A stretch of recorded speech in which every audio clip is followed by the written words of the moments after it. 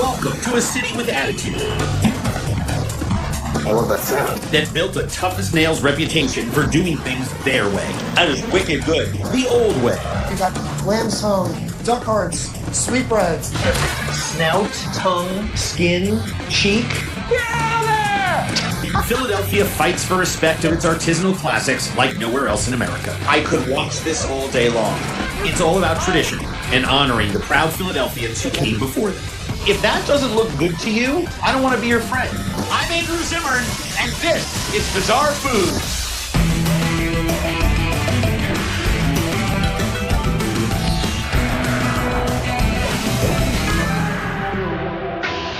When it comes to knock 'em out, beat 'em up city pride, there's no place like Philly. A city of underdogs that prides itself on continuing traditions and tastes.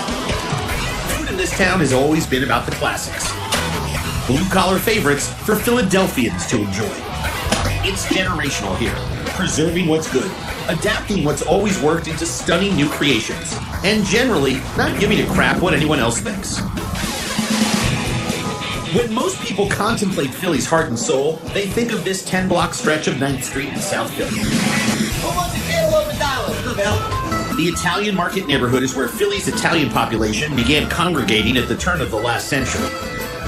It's home to dozens of 3rd and 4th generation artisans, folks fiercely loyal to doing things their own way. That's what 9th Street's all about, people. It's still a community, and everyone's got a connection to here.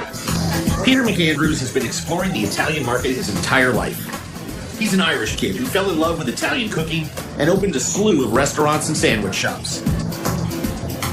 Best butcher in the market, probably the only old school style butcher left for miles around. The majority of Peter's products still comes sourced from Italian markets like Cappuccio's. You've been here, what, 8-9 months probably? Yeah, I've been here a couple of years. Something like that? I've been here since I was 5. Dominic Creamy runs the butcher shop his grandfather started in 1920. He remains committed to breaking down all his animals by hand and saving the best cuts for chefs like Peter. Right here, some hearts, some tongues. He's the man with the stuff. Just next door at Peter's award-winning Paisano's Philly style, those fresh market ingredients come together in stunning ways. You have an Italian soul, but you definitely are not Italian. No. Does it bug you that some people look at you and say you're a D's, Dems, and Do's non-Italian guy? Ironically, it's helped me out that I'm Irish, because people, they want to see this Irish guy who has an Italian heart and soul. In the undisputed best sandwich city on planet Earth, classics like grinders and roast pork are hallowed traditions. Peter built a reputation challenging those traditions, crafting wildly imaginative takes on the classics with techniques adopted from his training in Italy. This is scrapple. Right. Just made this So morning. in-house. And I do it kind of the Italian style as opposed to the Dutch-German style that they do in this area. Meaning? It's got fennel seed in it. Oh, okay. And instead of cornmeal, it's found semolina. Scrapple is quintessential Pennsylvania fare. A mushy mashup of pig livers, kidneys, and hearts, boiled and fried on local farms for centuries. Peter uses it as the key ingredient in his own bold version of a local icon. In a classic Philly cheesesteak, you have to have fried onions. If you don't have fried onions, you're definitely out of town. And real provolone cheese. It's got that wonderful acidity, scrunchy acidity to it. It smells like the bus in the summertime in Rome. The Philly Scrapple cheesesteak, topped with sharp provolone, fried egg, pickled hot peppers, and oven-roasted tomatoes that have been glazed with vinegar and sugar. This looks so, so good.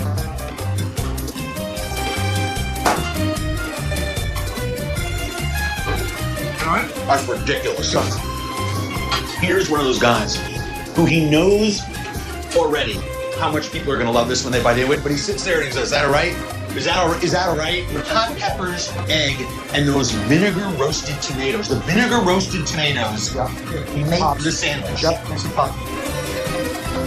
Another taste of Italy is Peter's take on Sicilian stigioli sandwich. Pork intestines wrapped around fatty, peppery, house-made cotechino. This looks like a kind of strange Italian hot dog. So, Not to me. The stigioli comes married to a house-made ricotta and blood orange marmalade. Classically Sicilian. alright? The cotechino's delicious. The crisp intestine on the outside is actually a great garnish for the whole thing.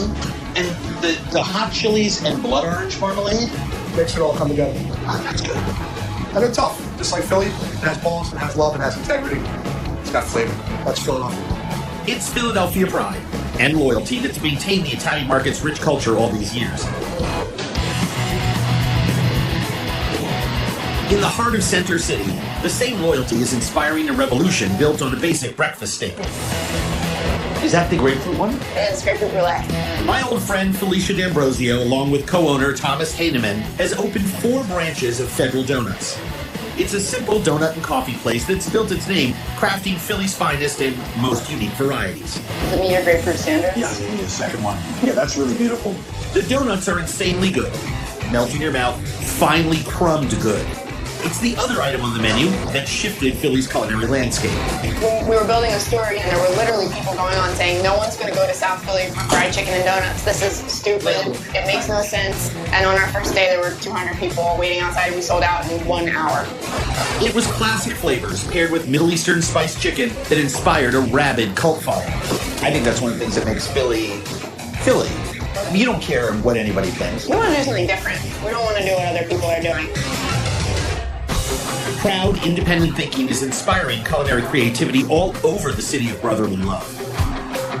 In nearby Society Hill, that mentality is launching one immigrant into the nation's culinary spotlight. All right, let's eat some hearts, yeah? Yeah. Oh, perfect. First, Felicia takes me to Southwest Philly, where the city's newest immigrants are hard at work setting up their own market traditions. Some are a bitter pill to swallow. Oh my God, what the?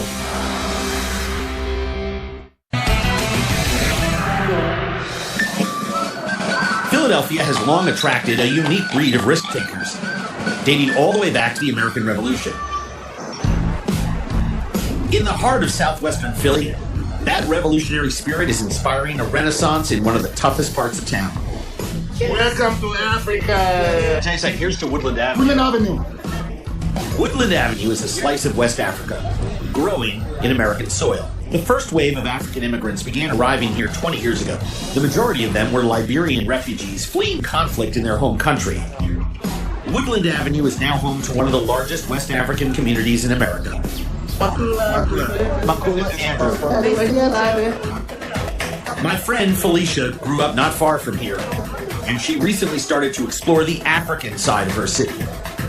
She toured me around Philly the last time I shot here, and knew I would love to see this vibrant community firsthand. Guys, welcome to the city of brotherly love and sisterly affection.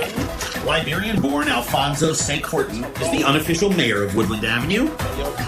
His waterside market supports an entire community of West Africans hungry for tastes of home. You got people living nearby like Potato greens, ground sesame and Benny seeds, and dozens of varieties of smoked seafood and fish are imported daily by Alfonso's contacts in Liberia. This is definitely the first time you've had smoked flying fish. Absolutely. I have a confession, it's the first time I've had smoked flying fish. That's amazing. It's very, very clean. Yeah, it doesn't have a lot of pungency to it at all. It's pretty neutral. Alfonso's selection is a stunning cross-section of Liberia's culinary catalog. Up at the counter is a specialty item only locals know to ask for. Let me paint the picture. You're in the easy chair. You're probably watching a rerun of Bizarre Foods. The lady comes home and is like, hey, baby, con chica con con, and you have a headache. Yeah. How many of these do you need? well, I don't need a bottle of wine. After the bottle of wine, yeah. After a bottle of wine, and then I will munch on 2 or 3 a day. 2 or 3. Yeah. Period.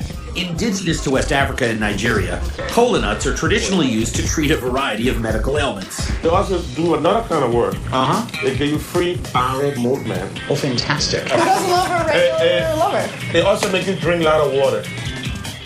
Oh my God, what the? It's Oh, that's a manhood right there. Let's go. Swallow it. Let's go. My whole mouth is burning. Wait water. Can I just swallow them? No, you have to chew it. That's the beauty of it. You have to chew the bitterness. Bitter. You gotta get a good extraction. The reward on this better be really... This must work. Because I feel a really good numero dos coming on. Alfonso's Market is a vital cog in Woodland Avenue's revitalization. Stepping out into that community is like dropping into an African village. That smells good. Can we get 2 of them? Sure. On one corner, stunning beef skewers swim in a Liberian medley of imported chilies and ground nuts. And ketchup for a local touch. That's really good. I like it with the fresh onions and the charred onions. That is nice and spicy. Across the street, community elders hold court in front of the neighborhood tea shop. People come from everywhere in Africa. These are the things that bring us together. So hold on. What you're saying is food brings people together.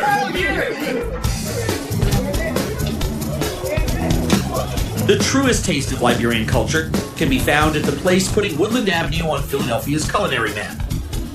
Everyone told us of all the places to eat on Woodland, we had to eat here. This is good. One of my best-selling dishes. Fanta Fofana runs Le Manding restaurant with her husband, Mohammed Kaba. A survivor of war, refugee camps, and a crippling car accident that cost her leg, Fanta opened Le Manding 10 years ago. Look at this. Hers was the first restaurant in Philadelphia to serve acheke, a Liberian specialty of finely ground cassava couscous, served here with salted fried tilapia. This is good. Perfectly cooked. Also essential are challah, Liberian-style donuts fried in palm oil, paired with house-made hot sauce. So are we smuggling these out or what? I love their hot sauce and donuts. Hot sauce and donuts. These are sweet potato greens, cooked down with onions, hot peppers, and a medley of cowfoot, skin, and smoked turkey neck. This is crazy good. The mixed meat deal in here with the smoked turkey neck. These things really are good together. Sweet, hot, vegetable. Elevating nostalgic comfort food for locals and introducing outsiders to a culture and cuisine previously unseen in the city of brotherly love, that's the real success of Fanta's restaurant. When I first came in the neighborhood here, I don't know how to say it was dead. And all my African family, friends, brothers, and sisters, everybody was craving for that flavor. At least I'm happy I was able to bring something in the community that will impress people and make people happy. Classic culinary traditions are the glue holding neighborhoods together throughout Philadelphia. On the city's north side, one factory supports a community of people tasked with producing a piece of Pennsylvania history known simply as crack. It's very coconutty. It's very butter creamy. It hasn't got the crack yet. Sweet.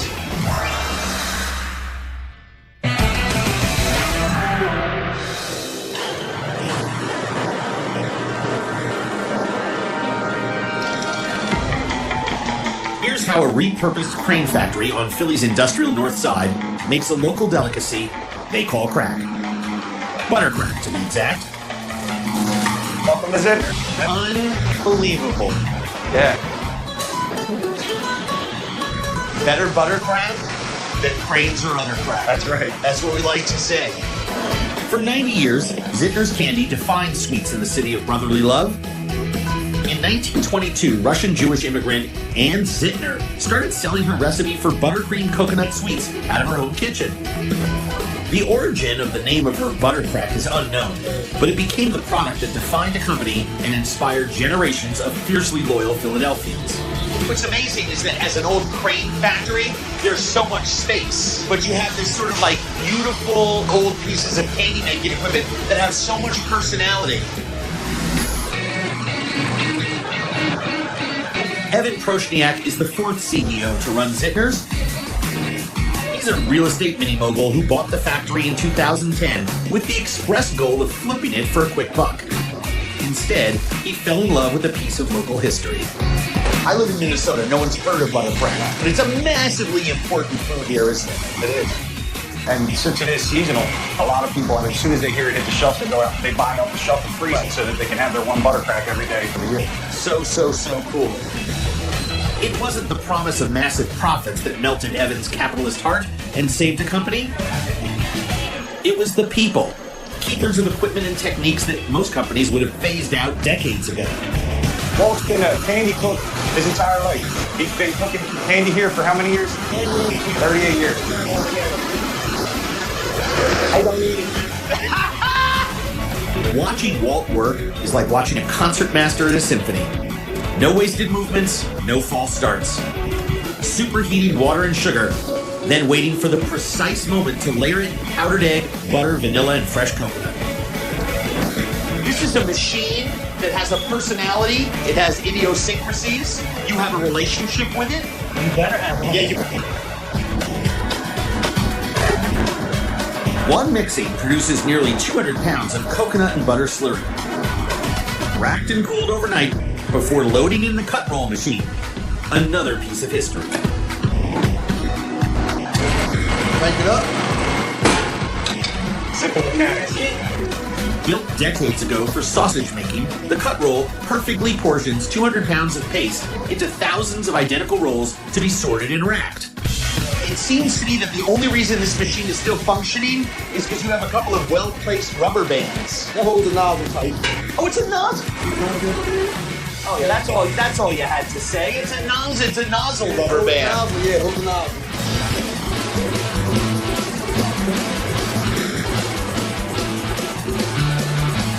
That is wicked good. It's very coconutty. It's very butter creamy. Butter crack. It hasn't got the crack yet. The process turning these butter candies into butter crack begins at the head of a molten chocolate conveyor belt of awesomeness. Wow. Well, you can smell the chocolate in here. Betty, here he's been here 42 years, and Fee 16 years, making sure that the crack goes down and on. Her son Richard, this is his line. Is that your mom? Yes. So when they say you're in charge of the line, that really isn't true. I get a chance to be the boss. Well, you're the boss, but I have a mom too. I got news for you. There's only one boss. One boss. One boss.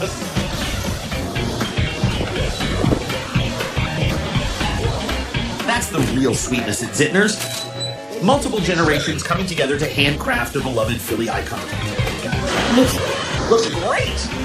Finally, getting cracked, the sweets receive a coating of toasted coconut. A trip down a 55-degree cooling tunnel hardens the tempered crack, followed by a second coating of dark chocolate that finishes the job. Hey, Richard, your mom says that's enough chocolate. I could just stay here all day long and do this.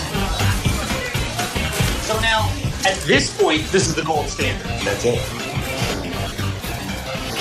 That's ridiculous. I mean, you can see those layers, and now the flavor balance is there between the coconut, the butter crack, the dark chocolate. And no two are the same. It's like a fingerprint. You know, you love telling people that. No two are the same. By year's end, over 6 million butter cracks will make this journey down Zittner's Chocolate Expressway, packaged and distributed throughout the Philadelphia area and all over the country.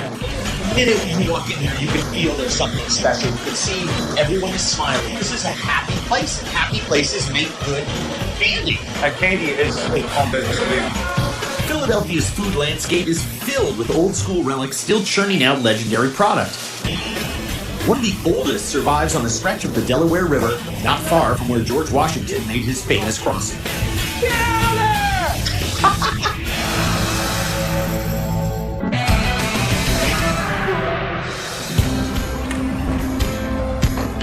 60 miles north of Philadelphia, on a stretch of the Delaware River, across from the tiny town of Lambertville, New Jersey, a group of fishermen hold fast to a dying tradition. Feed this down.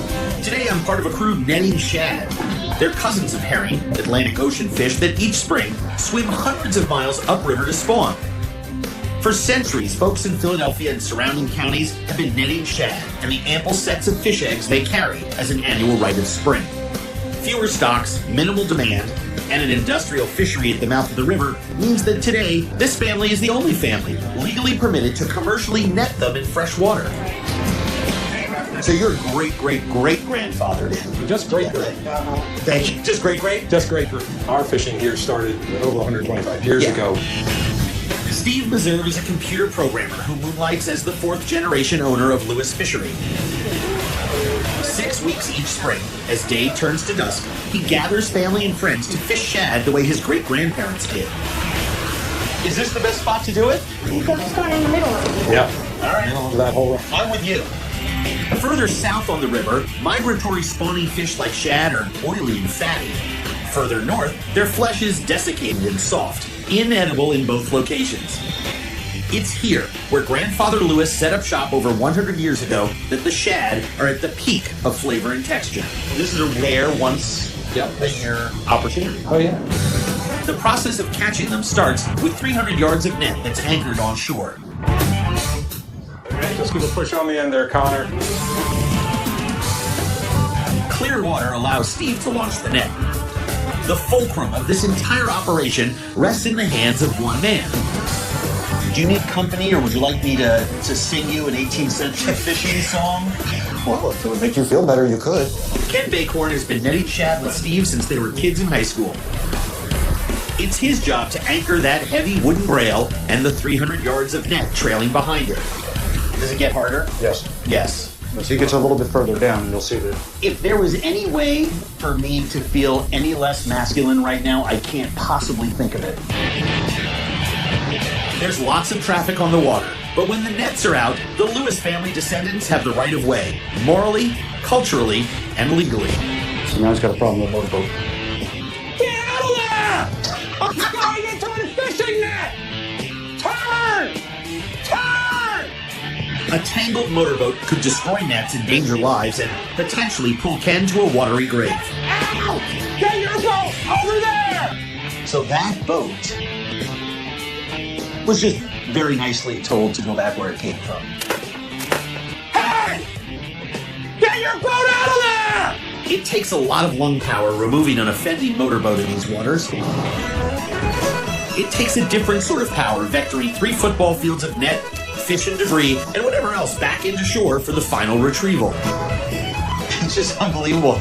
Rowing and not moving. And a boat is like rolling a brick. Back at the launch, another centuries-old tradition unfolds as dozens gather to watch the nets come in. People power. A few are prospective customers, eager to buy whatever the nets dredge up. Yeah, this is pretty tense. Is there a log? A dead body from the Jersey side? Oh! That was crazy. Easy. Easy on the corks. Shad, carp, and catfish are counted and bagged. Steve, you got walleye down there. Sport fish like walleye and bass, illegal for commercial netting, are quickly returned to the river. All right. Here I come. Steve's wife Sue takes the final tally in the sorting shack that quickly becomes an international fish buyer's marketplace. Got 3 Hafiz, Bing, Mohammed, Alam, Mansour, Khaled, Winay, Ashok. Most of Sue's customers are recent immigrants, happy to buy whole river fish similar to what they'd find back home. Most coveted are the female shad, filled with that precious roe. The egg coming out. Sexed, scaled, weighed, and filleted, the ample sets of roe are bagged and hustled downriver to a feast with close friends and family. The roe sacks are poached to tighten up the membrane. Then, dredged in flour and fried in glorious heaps of brown butter. Oh my God. Poaching ensures that those delicate eggs stay intact all the way up to the moment of bliss. The season is so short. When you have it and it's so fresh, and it's not fishy, it's not oily. People freak out because they're fish eggs, but it is the cleanest tasting part. Fertile, power-packed, the roe is a stunning expression of every inch the shad swam in its journey to spawn. Grilled skin side down, the notoriously bony fillets take a bit of finger picking to make them sing. That's what gives shad its bad name. But what's in my mouth right now Is sweet, delectable awesomeness. where most would consider exquisite sets of full roe too precious to experiment with. Family friend Charlie Groff devised this take on Nantucket fish cakes. Thick loaves of shad roe, poached with potatoes and celery, then mashed with parsley and scallions. Sweet. Gentle Jesus in the garden. I'm so excited right now. A pair of fresh farm eggs and flour bind the mixture before griddle frying. Soft pats of local butter top these fish egg pancakes. Butter stuff. That's ridiculous. Isn't it good? Oh my God. It's like fresh. It's got my favorite ingredient in the whole world, and I've never eaten them this way before. And it's crazy. Yep. Now, prodigious amounts of warm butter melting down it. Oh, you couldn't go wrong. Part of what makes Philadelphia are families like these, passing these timeless traditions on to the next generation. One of the finest weaves lunch meat magic from the bits most chefs toss out. It's just meaty, beady, big, and bouncy. It is fantastic.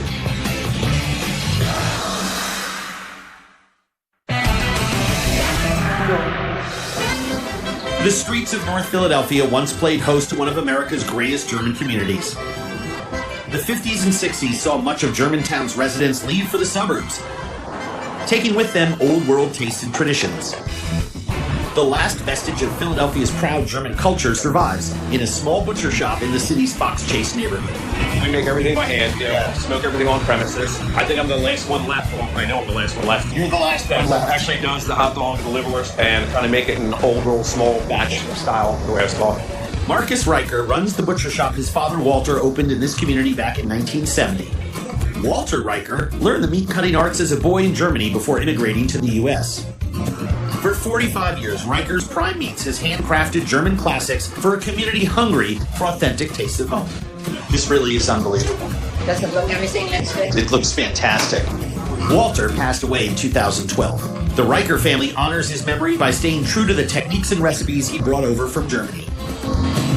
Like this house-smoked tenderloin being carved by Marcus's mom, Ursula, an authentic slice of Bavaria. Oh my God. This is so mild, it eats like veal. You slice it down and you have like a prosciutto. It's a good prosciutto. What I like in my sandwich. There's charm and old world pride in every product this family makes. There's a lot of schnitzel going on. Sausage, bacon, head cheeses, look at that, sauces. Marcus and team make over 85 German staples here.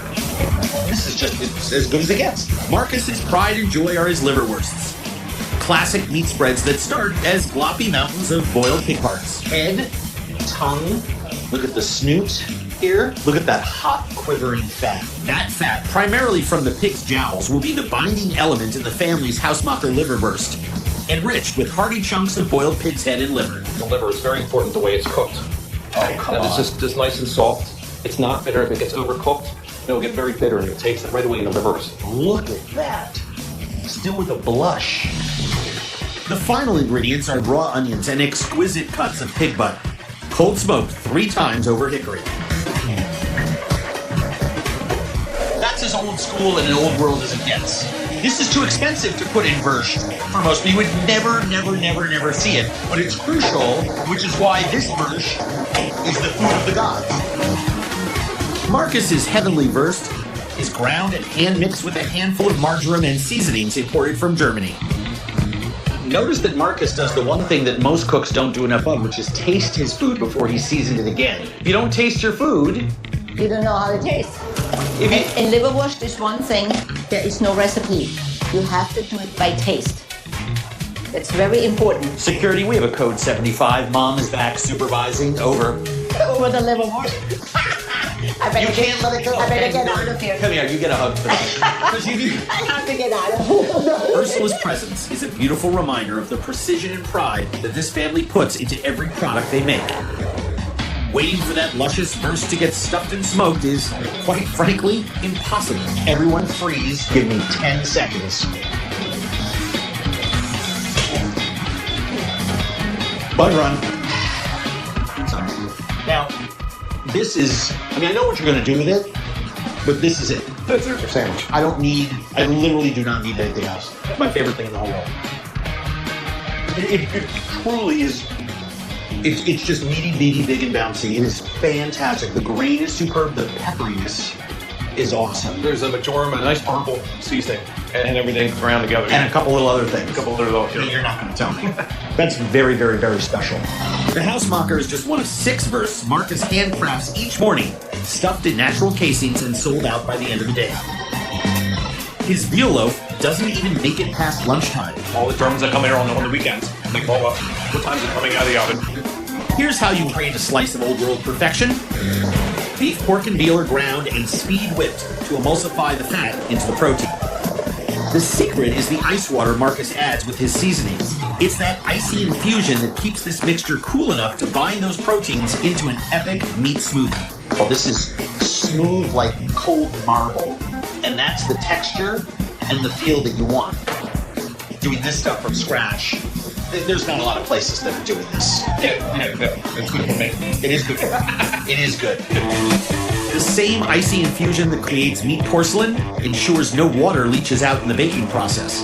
The crust, I mean, that to me, that you get the best of both worlds. I mean, look at that. The emulsification is really stunning. It's very, very light. That is beautiful. Thank you. Not just a recipe and a cookbook, and then here it is, and they're making it. So, no, this is a way of life. Yes. This is a culture. That's just so good.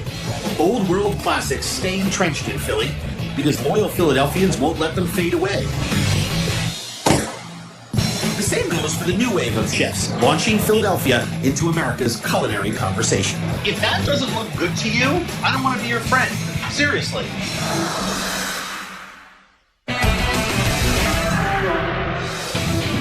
Long written off in favor of Boston or New York, Philadelphia's ascendance as a food town came on the backs of local chefs doing what they've always done. It's honest, no BS cooking, energized by a Liberty Bell-sized chip on their shoulder to be the best they can be. We got some wontons that we grind. Yep. We got some sweetbreads that we cold feed. No chef embodies the Philadelphian food renaissance like Mike Salamano. Born in Israel, raised in Pittsburgh, he's a chef with attitude. The thing about the food that we do, it relies on natural fuel. Mike took a risk on a concept Philadelphia had never seen before and created one of the most awarded and acclaimed restaurants in America. This is like old school cooking, right? So it's like hot smoking. It's super robust. It's searing almost 1,000 degrees. Yep. And this is the way that like people have been cooking meat for forever, right? Yes. Which is awesome. Zahav is Mike's flagship restaurant. A love letter to his native Israel shot through the chef's no-nonsense flavor-first prism. Mike crafted the hummus craze here in Philly that's now sweeping the nation. Cultural influences of Eastern Europe, North Africa, and Persia can all be seen on these plates. The purest tastes of Mike's culinary heritage are in his skewers al haesh, lesser-used cuts of meat skewered and cooked over the hot coals. We want char. We want the sugars to cook in things. Right over charcoal. We want that hot smoke to express itself for our guests. Yeah. Lamb sweetbreads, confit and chicken fat, topped with house-made Israeli tahina sauce. You just have this on IV drip at the table. Duck hearts marinated in onion, parsley, garlic, and bara root, accented with volcanic salt and sumac. Mike takes pride in making the unusual accessible. Even an ingredient like foie gras gets unceremoniously grilled and layered with more of that tahina sauce and molasses on a piece of wood-fire baked laffa bread. It goes right in you eat it with your hands like a freaking animal, you know? Sauce is great. Nuts are great. Simple, beautiful. You have fresh bread come out of the wood-burning oven and the wood-charred foie.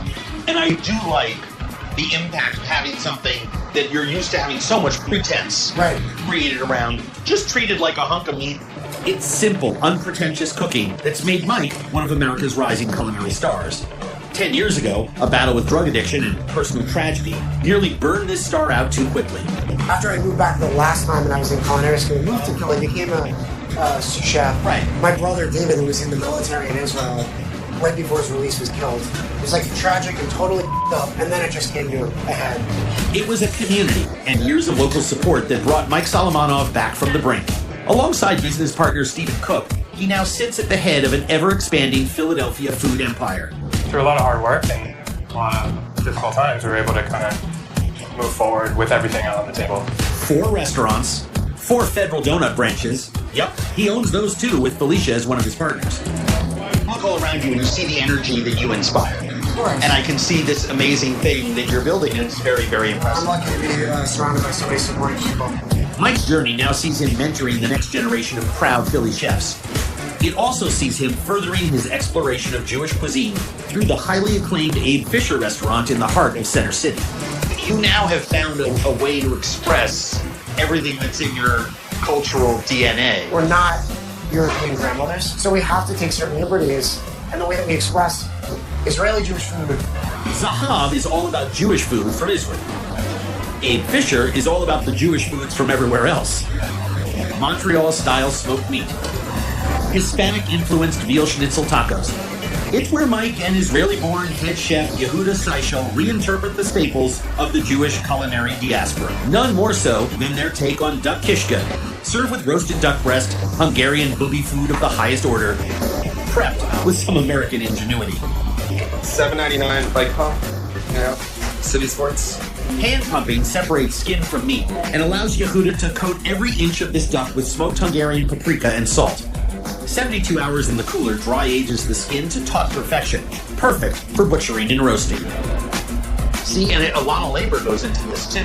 Yeah, well, nothing gets thrown out. We get to utilize the whole thing, and we also do it in the same style as our grandparents and great-grandparents did out of necessity, even though it's a huge pain in the ass. You can feel the ghosts watching Yehuda reinterpret tastes of proud Jewish history that I've had the pleasure of experiencing in the Jewish quarter of Budapest. Grinding duck leg, onions, carrots, and day-old rye bread, stuffing them into the duck neck and roasting at high heat. The tubular stuffed neck that emerges is the kishke. The garlic-infused beluga lentils are yet another homage to Hungarian Jewish comfort food. Are you vegetarian? I'm not. I mean, so tender too, not like the meat. But it's deceptive. The duck is perfect. I mean, this is as good an expression of duck as you can find. The 3-day drying, magical. How many of these do you sell a night? Only 2. We only offer 2 a night. Is that true? Yeah. If we had to do more than this, it wouldn't taste as good. 2 a night. 2. That's the philosophy of putting Mike in the top echelon of America's greatest culinarians. Honoring tradition, keeping things simple, and ensuring quantity never exceeds quality. I want people to close their eyes and say, man, that was like amazing, and like and make a memory. That's what I want. The memories Mike is making are a product of Philly as a whole.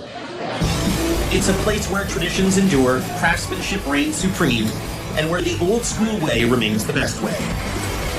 As the food world finally shines its light on Philly, I wouldn't expect much change. This city's been doing things too well for too long to give a damn what the rest of us think anyway. So just remember, the next time you're in the city of brotherly love, if it looks good, eat it.